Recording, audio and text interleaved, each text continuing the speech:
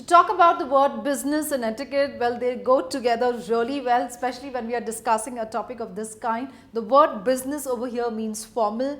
Etiquette has a generic meaning as per the dictionary. It is mannerism and the way we conduct ourselves. Let's move on to discuss this topic in extension with regard to what we are going to discuss. So the word business and etiquette goes together in a formal setup, in a formal environment. So basically we're going to talk about the rules, the social rules to follow, not just in a professional context but also in a context where you have the environment of professional people but you're in a casual environment, such as dining etiquette, such as how do I conduct myself in a casual environment. Let's understand the fact that though this has been extensively discussed by a lot of speakers, lot of trainers, lot of motivational speakers, leadership teams, and a lot of organizations who have given due importance to this word in every context. But unfortunately it is one of the most neglected topic, one of the most not so looked upon conversation, because we all think we have this the moment we join the organization. But the fact of the matter is we do not follow for whatever reasons. Again, subconsciously you have a thinking that you're conducting yourself quite professional, but when we actually go by hearing it through a feedback, through a professional way of getting the information from a person concerned, you actually get to a fact that you're not able to understand and adhere to what the person is giving you a feedback to. So to talk about it in general, let's move on to understand the course overview. Business course overview, like we just discussed. Defining business etiquette, because it's very important that we have a little understanding definition on it. Its significance, the importance of first impression. Understand these are the most crucial impressions to form by, especially when you are conducting in an environment, in an interview setup, or maybe you're conducting yourself on your first date, for that matter. First impression worksheet. So we have little typical do it yourself activity where you can actually do it at your pace, on your professional setup, or maybe at your desk, or maybe whenever you're free and you're available to take this up and self-reflect into respect why this topic is important to all of us. Moving on, qualities that form etiquette, that is how do we define mannerism in general and what are the qualities that get termed and attached to the word etiquette. Grooming etiquette, and grooming etiquette with a worksheet, that is do it yourself activity again attached to it. A dining etiquette, mannerism, as to why it is important that I not just understand the fact that though it is a casual setting, though it is an informal setting while I'm eating a lunch or maybe a dinner that I have been invited by my boss, but yet it is important that I conduct myself well and well mannered. Rules of writing and writing the documents is something we're still touching here, because that still form under the cadre of formal and formal setup. Moving on to understand a definition for business etiquette, set of rules, set of manners in a social, culturally attached environment. So it could be maybe a function in a family, or it could be a setup like an interview in an organization. I need to follow certain norms that are expected. That is, basic norm could be a handshake norm. If I have to talk about it, I have to keep in mind the rule book says that I cannot, as a guy, if I am giving a handshake to a woman, it isn't acceptable because the rule doesn't actually support it. To go by, a woman can give a handshake if she is too comfortable on it, but however, as a category of men or people, guys cannot actually give out a handshake, because that's what your rule book says. So to define again the word business and etiquette, it talks about the norms, rules to conduct yourself in a given context. Moving on to understand defining business etiquette in general. So we will not just talk about defining or definition on it, but we will understand why it is important that the first impression forms not just the lasting impression, but that they are the crucial impressions to go by. See, not every time we get an opportunity to go back and erase those impressions. A basic example, maybe you're rushing through an escalator, you're actually getting late to your work, and the escalator has been like giving you real tough time, and you're not even aware of the fact that you are in a escalator where you have a senior leadership team member on the right hand side, or maybe somebody on the opposite side of you, but you do not know who is part of the leadership team, maybe because the people are traveling in for the first time to your office. So the way I conduct, maybe it could be right for you at that moment, but it is certainly, formed an impression to this leadership team. So you might not get an opportunity to go back and erase it, but certainly these are carried away, as labels and as your impressions. So each time, every time, conduct yourself as been asked, and in case there's certain disconnect, maybe an apology, maybe a introspection can certainly help us to go a long way in life. Moving on, first impression worksheet. Well, these are the typical questions that we have designed for you all to go ahead and reflect, why have you formed certain impressions when you met a person for the first time in a professional setup, maybe an interview to talk about it. So the first question is, what were the initial impressions you had when you met this quite a professional person for the first time? And just give out your own phrases and maybe one word to define and describe how was the experience. What were the thoughts going through your mind after meeting this specific person? So do you still carry that impression of the person today in the mind, or has a person changed the impression maybe after consecutive conversations with you all, or maybe you have changed because this person has been quite an inspiration to you? How would you describe him given an opportunity? So him or her, whoever has formed that impression, how would you describe the person in one word maybe? I would certainly like to hear in one of the comment box that you can mention the same, and we can certainly initiate the discussion to discuss this. Moving on, the first impression worksheet, let's have a guessing game here. We have two pictures that has been displayed on the slide. All I want you guys to do is what comes to your mind when I showcase the first picture, and what comes to your mind when I ask you to talk about the second picture. Let's have certain basic questions. Maybe talk about where do they come from and what professions do they hold. What is the marital status? What is the economic status? What is the socio-cultural background that they carry as well. So try and see if you want to give a yes or a no response, and if you would like to describe it and read through reflecting this picture on it. Moving on, qualities that form etiquette. Like I said, set of mannerism. So there are certain qualities that get easily attached to mannerism. So the first one is punctuality. Punctuality has nothing to do to give out speeches or recommendation that you have to follow punctuality, but it should be an inbuilt quality, and that starts right from home, and it is more like an upbringing quality as well to understand. Preparedness, as to how prepared are you towards the approach of life, how prepared are you to take up a task, how prepared are you to move on and accept the fact that yes, you are a part of organization, or probably a part of the conversation that you're owning. So have that preparedness mentally in your mind, or maybe if you have to chart down a plan or something, that can also certainly assist you. Courtesy can go a long way.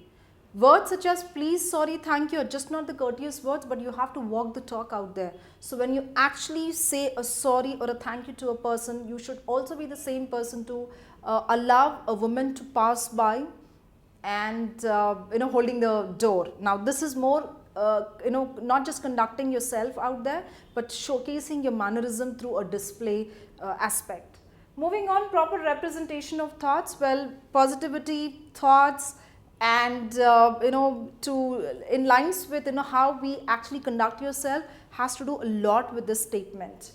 Participation and properly dressed, most important virtues again, because proper dressing sense can take you a long way. Walk into a branch wearing a tattered clothes, and you cannot expect a good service. For simple reason, people go by that first impressions, people go by that first ongoing expression that you conduct and you give out to the person who's watching you, or probably a person who's in conversation with you.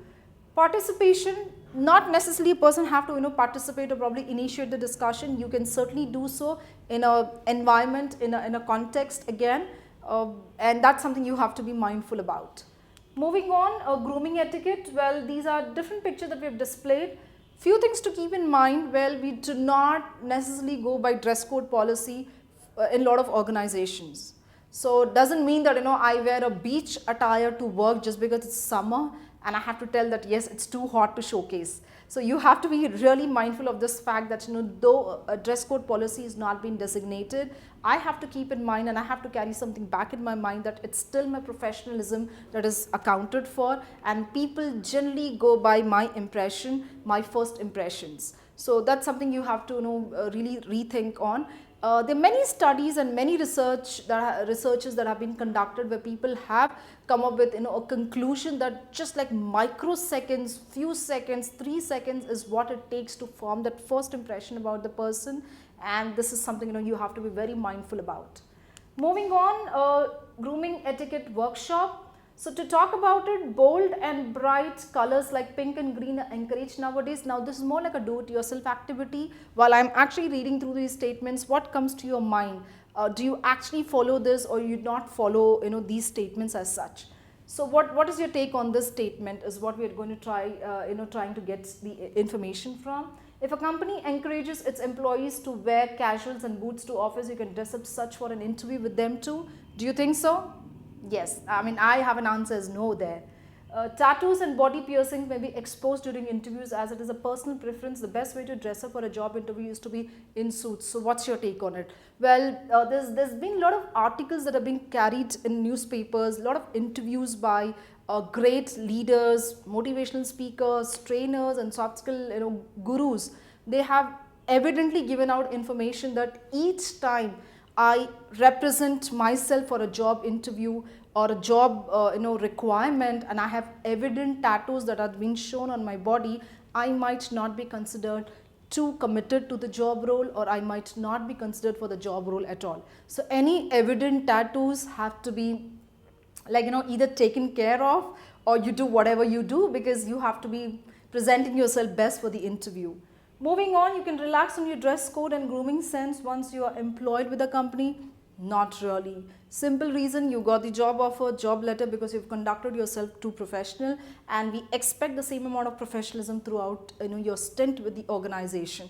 Well, it totally is contextual game.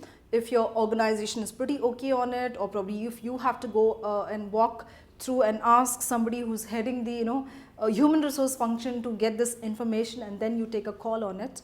But our recommendation strongly is that you go by what has been asked on the day of not just on interview but also on the day where you're inducted for the organization. Moving on, you can have a casual informal dressing for interviews if your company allows its employees to dress casually. Total ball is in your court. Moving on, dining etiquette. Well, this context in this particular video tutorial, we're just discussing the element where you're being invited by your boss for a birthday party, and well, two contexts can come out easily from this.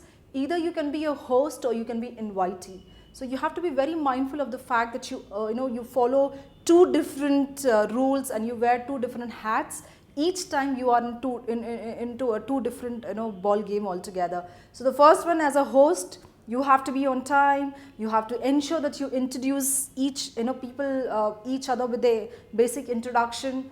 You have to really define what these dishes are, whatever that you have selected for, and be there in terms of for the conversation, and just be there.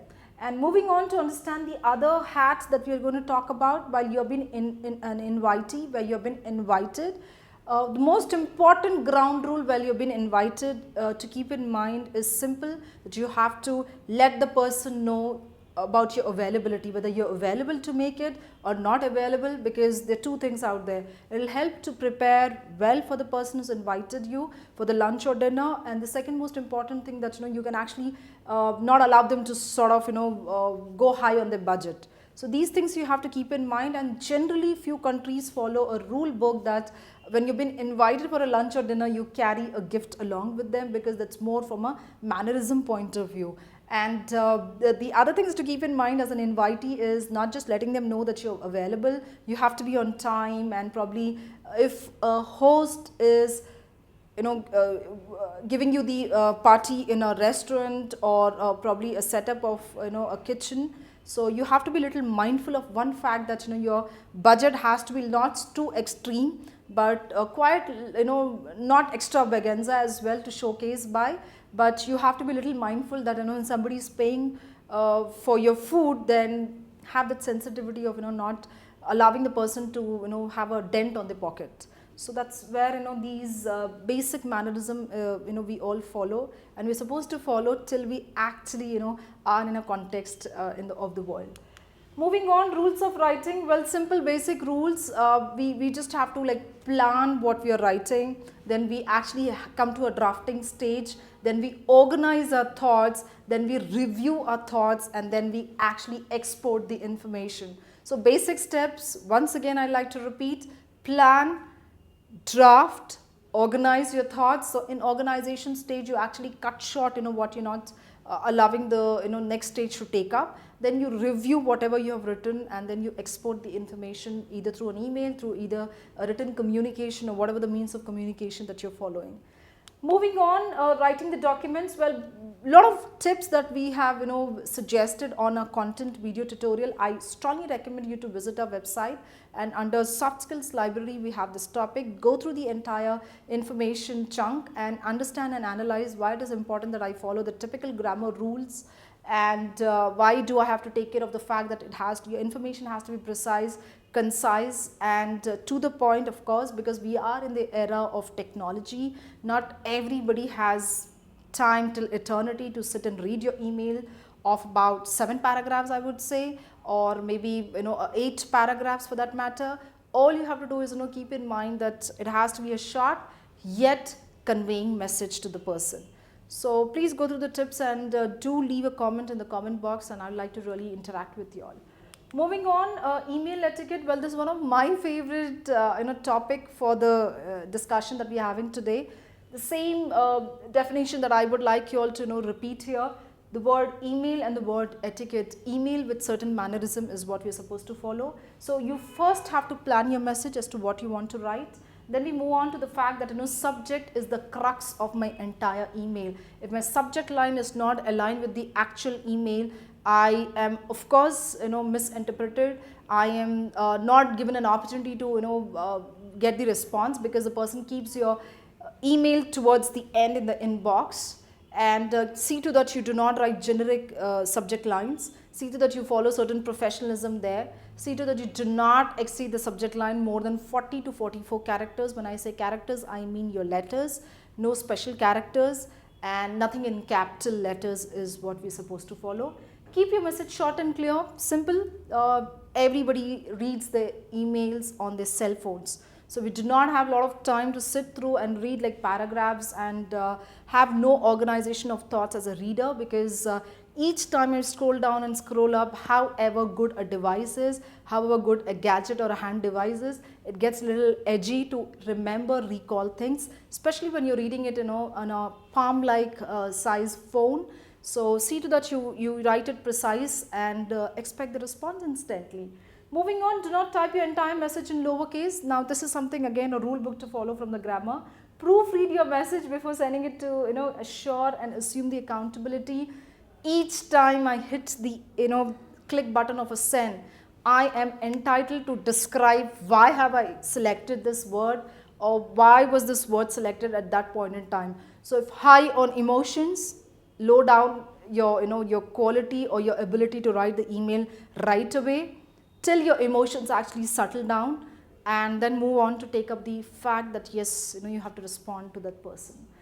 Take a few minutes to cool down before sending any email while angry. Same connection of emotions we just discussed on. Do not type your message in capitals. Capitals are considered to be shouting. Well, this is a typical policy, or rather a rule book that is followed for Americans and in American businesses, that we do not write everything in capital letters. So these are simple yet valid, researched and well worked points. Follow these rules and see that effectiveness in your email would increase, and people would start giving you responses, and you can certainly form impressions not just through your presentation or conducting yourself, but also through your email mannerism as well. Moving on, telephone etiquette. Well, basic telephone rules.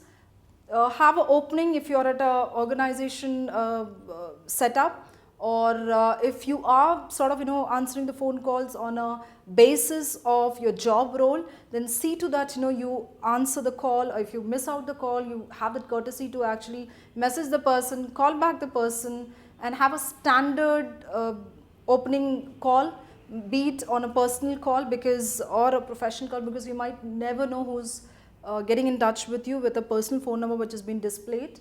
And to talk about anything you don't have a clarity, maybe get in touch with the person later. If you have a lot of background noises, see to that you step out to answer or take the conversation in a less noisy environment, or probably tell the person or apologize the person that you'll call back, and ask an alternate contact number in case. So there are many rule books to follow as such. I cannot usually give you like 3 set of rules to go by, but certainly I'd recommend you to read a content and understand why it is important as the telephone mannerism to be followed. Moving on, business etiquette across the borders. Well, this was really fascinating slide to talk on, because while I was actually researching and working on this topic for this particular slide, I was amused to tell you that there was so many factual information that came into light. So I didn't just really go by browsing and getting the information. I actually got in touch with my own contacts to understand that why it is derogatory to give a handshake in a country such as Japan. So in Japan, you cannot give a handshake because it is supposedly a rude gesture. You cannot actually hand touch the person while we are connecting and talking. Culturally, here in India, while you are too attached to somebody, or you know somebody, or you hold a rapport with the person, patting on the back is still accepted, but it isn't accepted in countries such as China. Again, Austria as a country is certainly open for discussion, but however they are very particular about 2 important things. You cannot keep your hands in the pocket because that's again rude, and they go by the title Mr. or Miss with the second name, but they are not comfortable with the first name. Unlike United States of America, they're pretty okay with the first name, and Americans have made it really casual in their effort, and they're quite well to do with the business aspect that you can address the person with the first name. United Kingdom again term themselves as sophisticated, and they like them to be called sophisticated like your French people. So to keep in mind, certain hand gestures are not allowed in France or Argentina, and in United Kingdom again they go by the title with the second name too. So these are the things that you have to keep in mind. Again, a recommendation, do visit our website to read through and get more information on it. Moving on, the most concluding point to add here is follow not just the mannerism, because mannerism is being told, but mannerisms certainly carry impressions that can last forever, and that can be the lasting and the crucial impression. Thank you for watching.